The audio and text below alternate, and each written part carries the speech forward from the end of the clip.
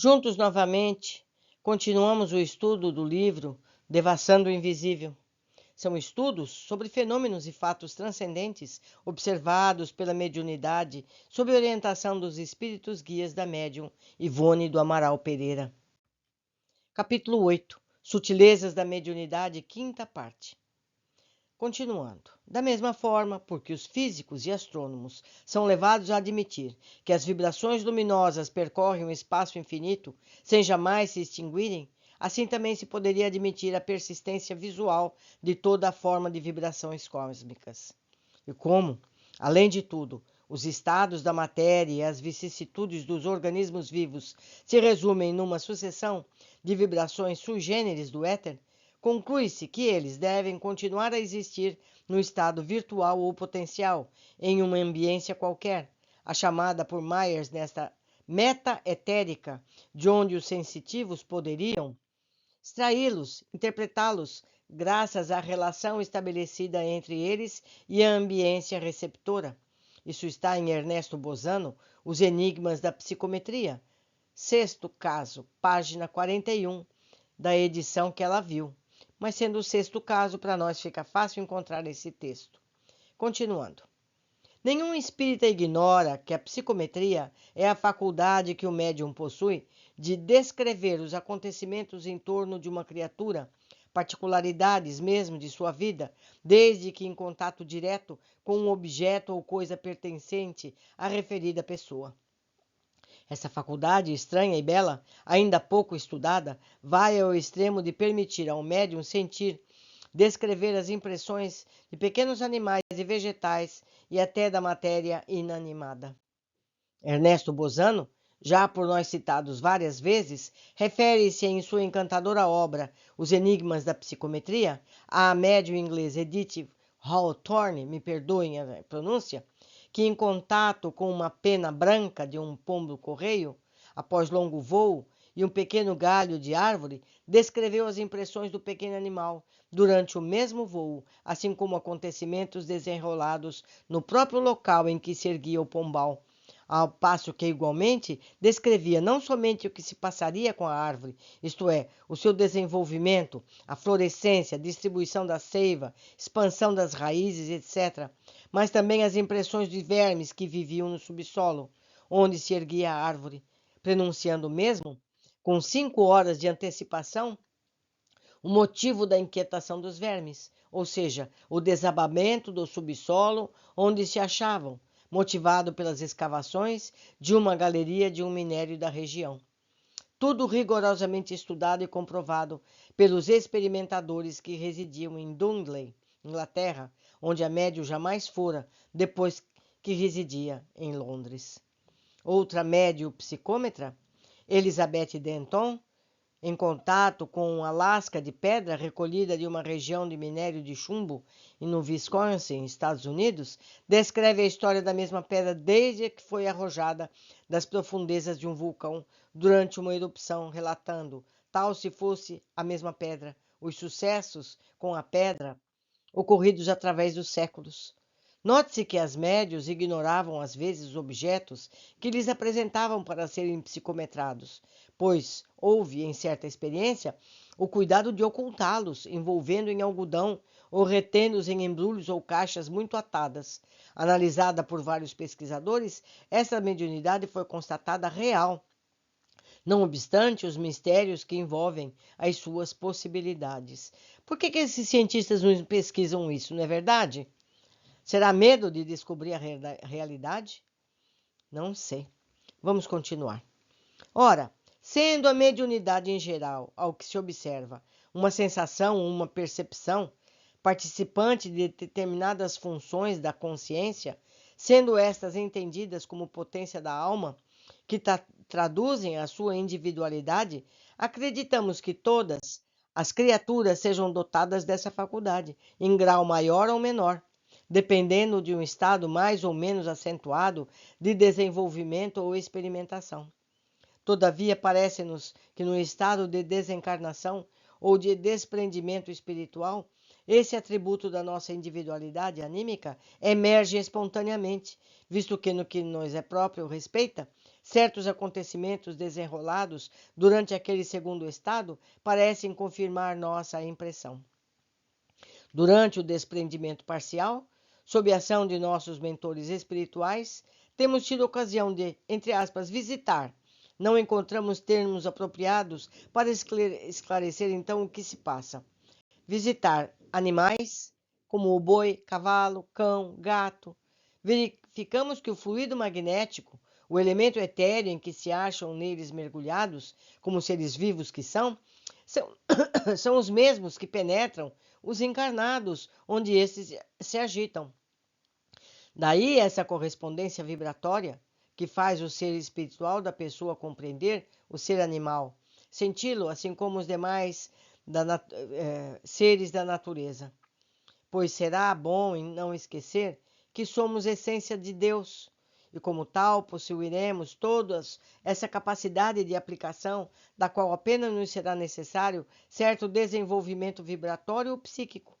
Ora, aqueles animais, por nós sentidos e compreendidos no estado de semidesprendimento espiritual, se afiguram ao nosso entendimento e à nossa razão quase como seres humanos, sentindo nós por eles viva ternura e até profunda compaixão.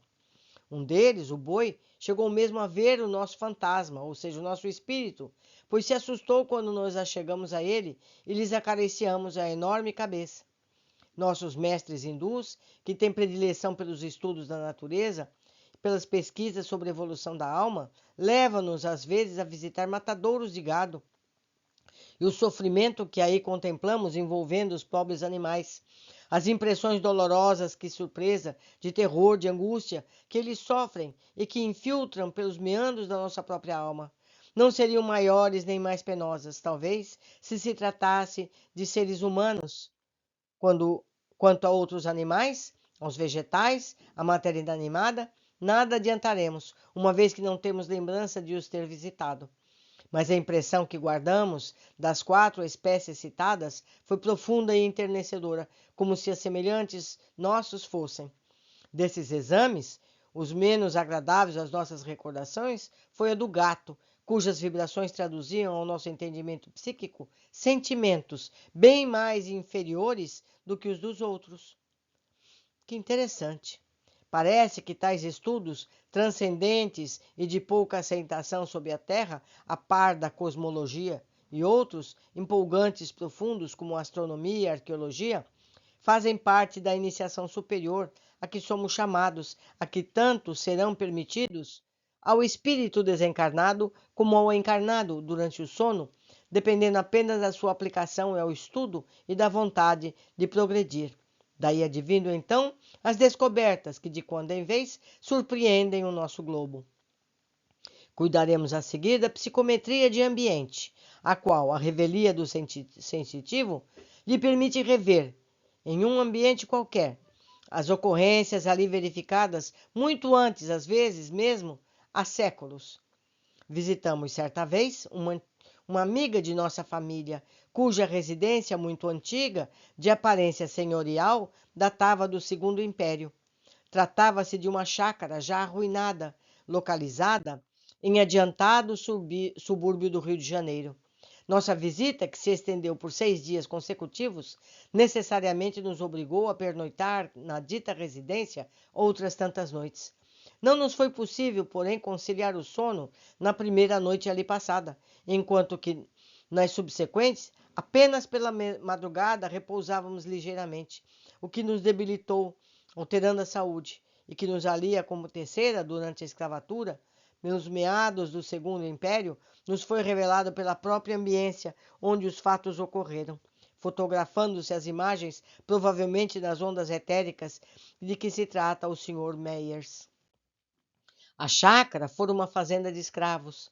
Assistimos ali então às cenas típicas da escravatura. Desapareceram as ruas atuais que estruturaram o bairro, a paisagem que compõe o panorama do momento.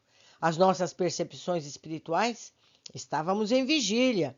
O que víamos não era como um sonho, nem durante os transportes, mas em nosso estado natural, embora estando já recolhida. se delineava a antiga fazenda, as senzalas, os milharais, canaviais, a movimentação cotidiana, acompanhada do cântico dolente e magoado dos escravos que ali vinham, e as suas lides obrigatórias, sobraçando pesados cestos, ou carregando à cabeça sacos, ou feixes de lenha e ferramentas, ou batendo enxada. Toda a excitação de um dia de trabalho numa pequena propriedade rural objetivou seus nossos olhos espirituais atônitos, que não chegavam a compreender o que se passava. No pequeno pátio lateral, para onde deitavam janelas e portas do aposento que ocupávamos, separado do terreiro fronteiro por um muro, típica obra de cantaria que denunciava o labor do braço escravo, vimos uma escrava trajada de saia preta, camisa de algodão cru, lenço branco à cabeça, mexendo um enorme colher de pau em um grande tacho de cobre, cujo conteúdo refervia sobre um fogão de pedras e tijolos do próprio chão, parecendo tratar-se de sabão de cinza, fabricado em casa, o que era comum naquela época e, até há bem pouco tempo, a certas cidades do estado de Minas Gerais. Outra escrava, no mesmo local, em plano aéreo pouco mais elevado, surrava com uma palmatória um moleque, provavelmente seu filho, regulando 8 a 10 anos de idade, o qual, de bruços, sobre seus joelhos, esperneava gritando sem parar. Vimos um velho escravo atado a um pelourinho pelos pulsos para o suplício do chicote, o qual chorava e gemia angustiadamente, invocando o socorro divino. Meu Deus do céu, meu anjo da guarda, tenha dó de mim. Enquanto se repetiam os estalidos do chicote acionado pelo capataz.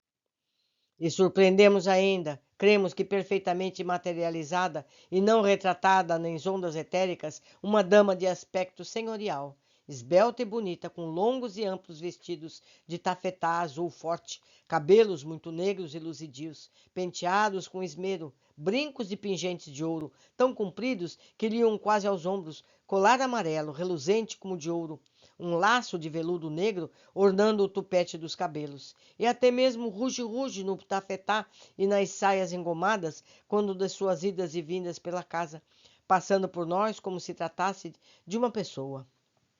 Tais cenas e movimentação, no entanto, eram confusas, como incrustadas umas às outras, em sequência lógica ou enredo previsto.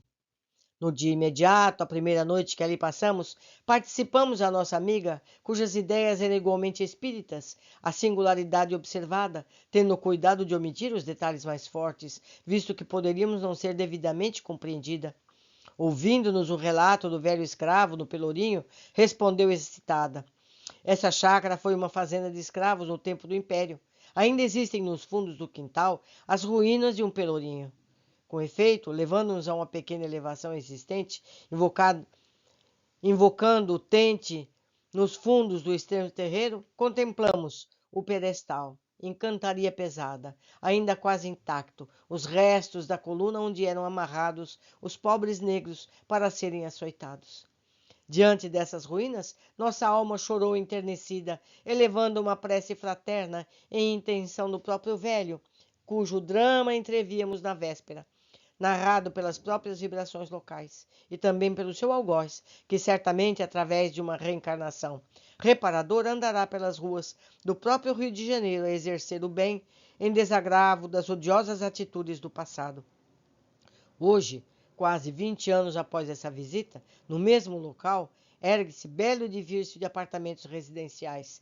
Detalhe sugestivo e singular. Nessa mesma residência, algum tempo depois, o espírito do Dr. Adolfo Bezerra de Menezes forneceu à nossa visão espiritual quadros expositivos do seu romance, mais tarde ditado através de nossa psicografia.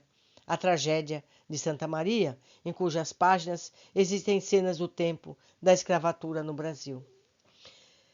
Meus amigos, tudo o que acontece no mundo está gravado, indelével, no tecido astral. Tudo, tudo, tudo. E médiuns como a Ivone e outras tantas que existem podem ver tudo isso. E saibam que as pessoas envolvidas nesses dramas guardam essas lembranças.